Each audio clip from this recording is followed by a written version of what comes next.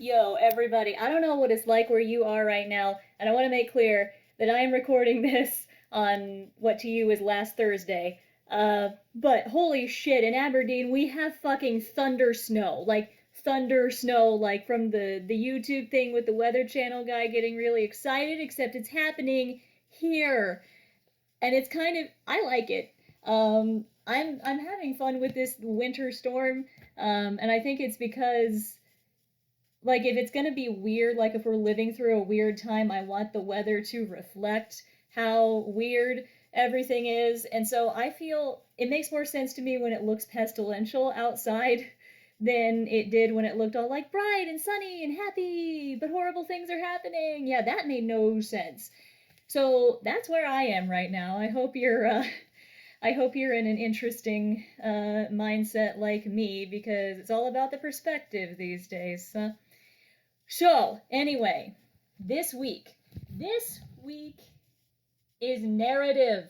As I'm sure you understand from the reading, this week is about using narrative criticism, and that's going to be one of the most pivotal kinds of criticism we look at because by rhetoricians, this is one of the most commonly used kinds of criticism because it's very commonly found.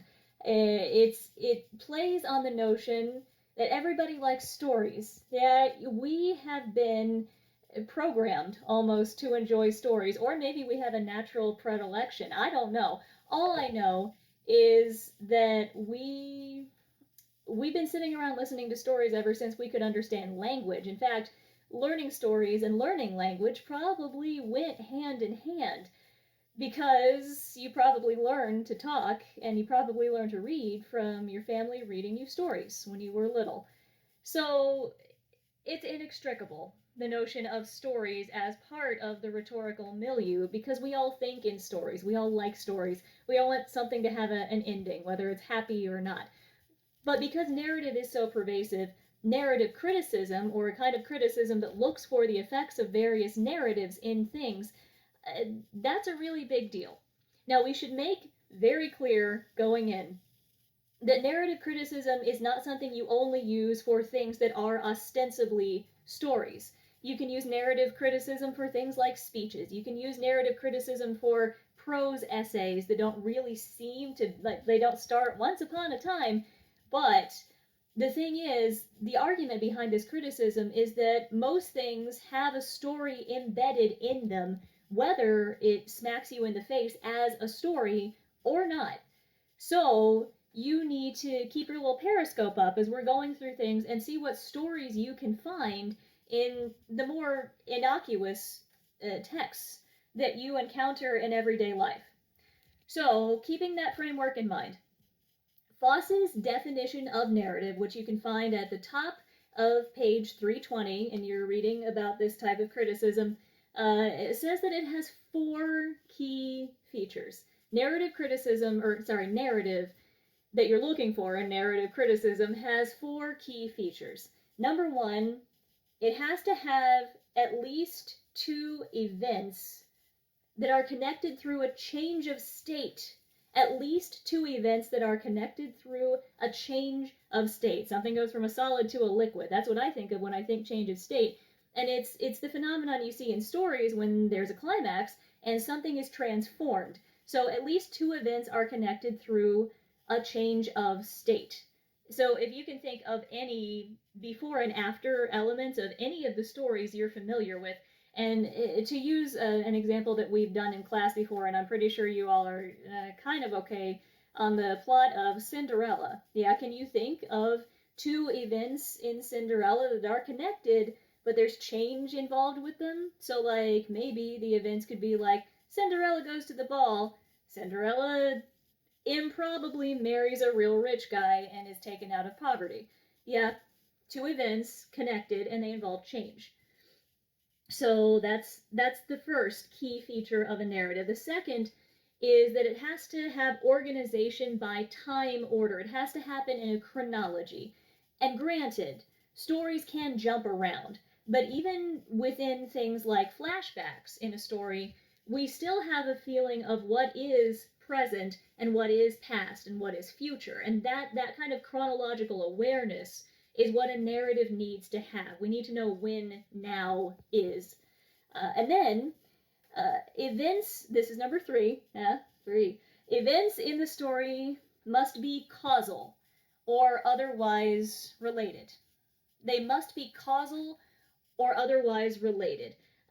You can't just have like random shit happening, and even if it seems like it's connected somehow, or even if it seems like change occurred in between the two things, that's still not a narrative because things need to have kind of happen in a way that you can see the dominoes falling as the story, quote unquote, progresses.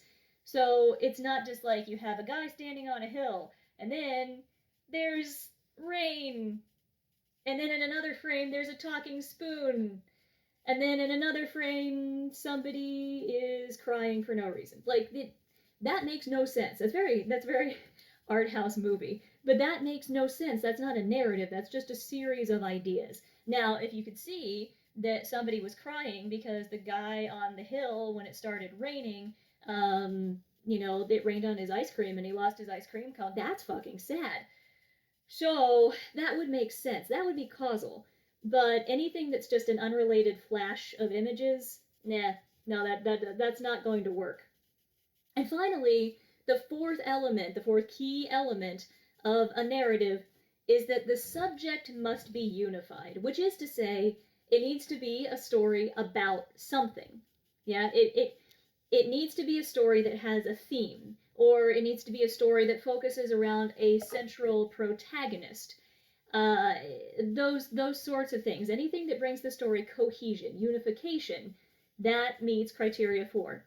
So when you're doing this kind of criticism and looking to see if there is a story, those are the 4 things you look for to tell you whether you found one or not. So you do that. And I should point out that I know I was giving examples of like essays and speeches where you would use this kind of criticism. Foss makes very clear that you can use this for non-discursive text. Like you could use this kind of criticism for an image, for example, if you wanted to, although she cautions that that's real hard to do. That's you getting very ambitious if you want to use narrative criticism for a visual artifact or an artifact that doesn't involve a lot of words, really, because otherwise it is hard to pick up a story. She suggests the most pertinent non-discursive artifacts or non-word artifacts that you could use for narrative criticism are first what she calls pregnant moments, or moments where there's a lot of potential and you can feel something that's going to happen after the image. You can see where the image is going. And you can see where it came from. A good example of this is the image we looked at in class a few weeks ago of the guy that jumped out of the Twin Towers on 9/11 and he was just dangling in midair. You knew where he had come from and you knew where he was going. So that's a pregnant moment that has a before and an after. The other thing she says does, or another visual she says does work for narrative criticism, is a series of images in a sequence. So like a comic strip or a graphic novel or a storyboard. Those things are applicable because there's a before and an after and there's a causal sequence of events. So if you want to do visual artifacts, those are the good kind of visual artifacts. If you just wanted to use a narrative criticism on something like a meme, I'm not sure how well that's going to work. Yeah, like some of you this week, because it's still, I'm in last week. I'm in the past. Hi, it's great here. You sent me some really cool pictures of visual metaphors, by the way. I laughed really hard on some of them. I needed that. Thank you. But those metaphors standing by themselves wouldn't necessarily be a narrative, right? So keep that in mind as you go forward with this. Now, here's how you do narrative criticism. And like I said, this is one of the most commonly used kinds of criticism. So the likelihood that you may find yourself doing this is pretty strong. So, step 1. Step 1 of narrative criticism is first, having gotten some inklings that there's a narrative in the artifact that you're looking for, you need to identify the objective of the narrative. Now, this is less of a like gathering the little pieces and putting them together kind of criticism as opposed to a kind where you start looking at the whole thing and then you figure out its motivation. So your first step is to identify the objective of the story that's being told. Why does it exist? From the storyteller's perspective, why are they implying or overtly telling a narrative? What rhetorical purposes does it serve? Keep in mind, this all comes back to persuasion, yeah? So if you need help coming up with potential objectives, Foss talks about this on pages 326 and 327, and that can give you something to start your wheels turning. Usually, if you are a decent student of human nature, you can figure out what the rhetor wants out of the story after you've read it a couple of times and found it, and found its elements. So, that was step one. You have a narrative, and you identify its objective. Step two of narrative criticism is to now piece it apart and identify the features of the narrative. Now, if you read the chapter, you know Foss gave you like giant long lists of things to look for. The most thought-provoking parts of that list are things you'll find in any artifact, although some of them are more esoteric and you're not going to find them every so often. But for the sake of telling you what's the most important out of what she said, I'm going to tell you that the elements that you really should look for as you're trying to discern a narrative are, first of all, setting. Make sure you can figure out where it's supposed to be taking place, when. Also, can you identify characters? And a lot of these things are important because when you found a story, you're just like, yes, it's a story because it feels like a story. But you need to figure out exactly what makes it a story, and identifying these elements, like what are the characters, can help you make sure that you're doing that. Also, is there a narrator? Like from whose perspective is the story being told? And also, how much do they know? Sorry, faked you out. What are the events of the story? Because a story has to have something happening, right, to precipitate the change that connects things. So you have to figure out what the events are and how they cause each other. What structure does the story have? Does it spend a long time laying out details and ideas? Or does it jump immediately into really sharp rising action and then have like an instantaneous climax? What is the structure of the story? Also, what are the temporal relations in a story? Like I said before, you can jump back and forward in time and still have a chronological sense of reality. So you have to figure out how that works. Also, who is the audience for this? Because if it is rhetorical, it has an audience. It is trying to persuade a particular group of people. So you need to be cognizant of that. How is it distributed? Is this a story being told on a street corner for passers-by? Is this a story that's published on the internet? Is it a creepypasta that's designed for middle schoolers who want to creep themselves out? Is it distributed from generations in a family? How is the story distributed? That will kind of intertwine with its target audience. Also, is the story interactive? Is it interactive between the characters? It might not be. If you think of the Beatles song Eleanor Rigby, for example, there's characters in it, and they're all going through their lives, and there's a theme, and there's causal things happening, and it's clearly a story, but those characters never once interact with each other except at the very, very end, and at that point it doesn't matter. Yeah? So interactivity matters. It also matters if the story is interactive with the audience, if it's some kind of a call and response effect that's happening in a live story. That matters as well. Mechanics of the story, what are the plot devices? And you got to go to English class to do this one, but you got to figure out what are the mechanics being used to keep the audience interested, to move the plot, to make things happen in the story. Theme of the story, yeah, you guys are really good at themes now. I know this because I taught you fantasy theme criticism. So call back to that and let yourself find some themes. And finally, actually this time, type of narrative. What kind of a story is it? Is it a comedy? Is it a tragedy? Is it gothic? Is it whatever? Just see if you can find a category of story it fits into, because that will help you analyze it better. Yeah, so that's what you're doing. You're finding the objective of the narrative. You're identifying the features of the narrative, and you consider them. You just sit around and you think real hard. about the features of the narrative, and once you have identified it, link the elements to the objective.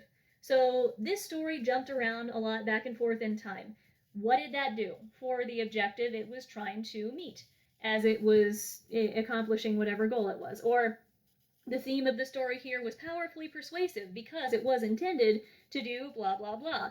Or the audience for this story would be particularly persuaded by these elements.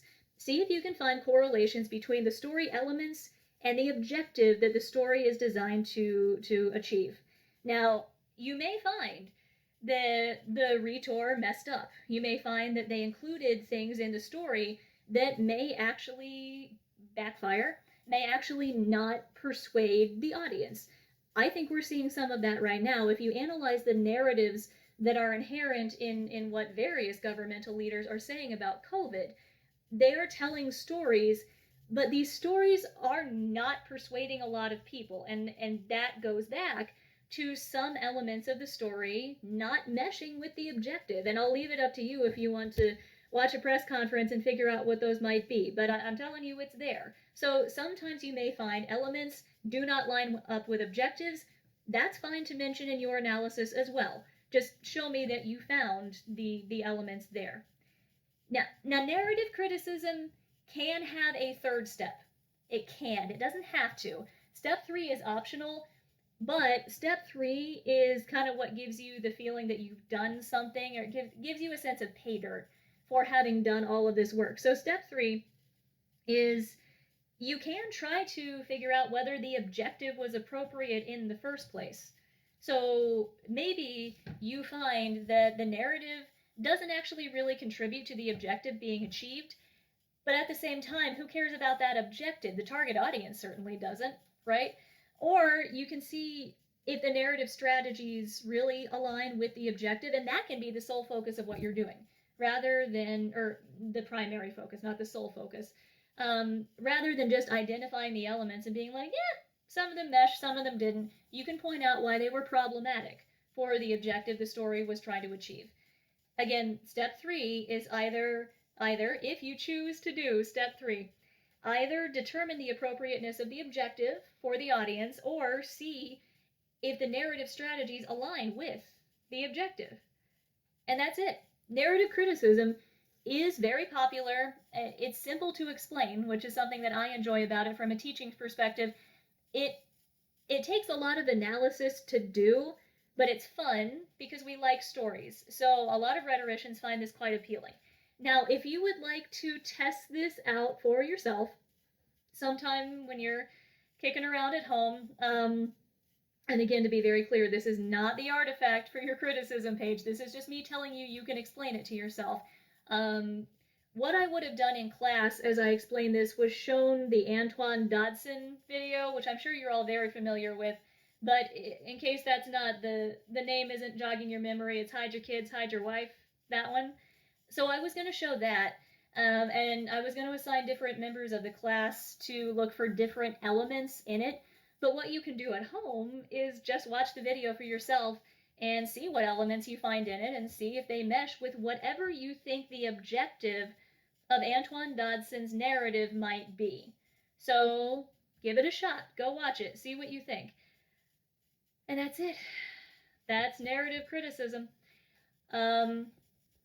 As we are bumping along through this next month, I wanted to give you a heads up that we are going to be conducting interviews still for whoever might be the new PR faculty member here at Northern next year. We are going to be doing them on Zoom, and they're going to be doing teaching demonstrations. I will be in touch with you about those once they're scheduled in case you would like to Zoom in and watch and see what you think. And you will have the chance at the end to email the committee with any feedback you might have about whether you find any of their teaching styles more or less germane to a student trying to sit down and learn stuff. So be advised that email is coming. We're very excited. The search is still going forward because for a while there we really did not think it would. But that's a glimmer of light right now, I think. I hope you have glimmers of light in your lives as well. I hope things are going okay. And again, as always, oh, your Easter egg. I forgot your Easter egg. That's horrible. Your Easter egg is to watch the Antoine Dodson video and tell me which of the elements you find in it and explain what you think the objective of the narrative is. So yeah, there you go. Do that. And I was also going to say, please feel free to just keep being in touch with me via email about anything going on in your lives you want to talk about. If you're trapped with your parents and that's annoying you, if you're alone and that's annoying you, if you're just generally needing to blow off steam about something, I don't know, send me a meme. I don't care. Just be in touch. I miss all your faces, and I hope that everything's as happy as it can be. So keep your chin up. I'll try to keep mine up, and in the end, we will learn some rhetoric. All right, you guys have a great rest of your week, and I'll see you next time.